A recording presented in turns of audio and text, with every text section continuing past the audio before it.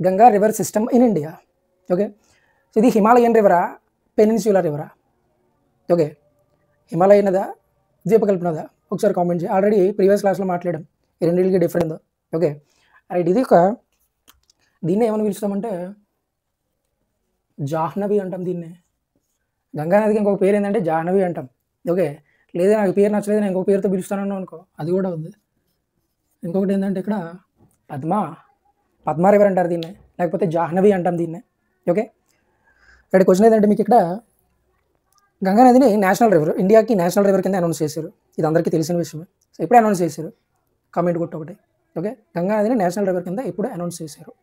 Right right, ఇక్కడ already Pakistan national river గురించి మాట్లాడుకున్నాం. పాకిస్తాన్ నేషనల్ రివర్ ఏదంటే సింధు అని మాట్లాడాం కదా. సో అలాగే మనకి నేషనల్ రివర్ ఏదంటే గంగా.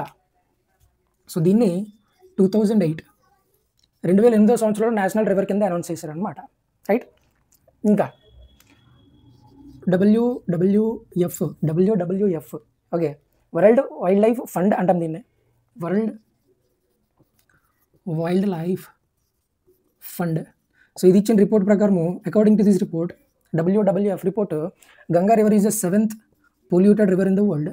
ప్రపంచం మొత్తం మీద అత్యధికంగా కలుషితమైన నదుల్లో 7వ నది అనమాట ఈ గంగా నది అనేది. ఓకే, సో ఇలాంటి గంగా నది ఎక్కడి నుంచి ప్రవహిస్తుంది, ఎక్కడ స్టార్ట్ అయింది, ఎక్కడ ఒరిజినేట్ అయింది, ఏ నదుల కలయిక వల్ల ఏర్పడింది, ఓకే, ఇది పుట్టిన ప్రాంతాన్ని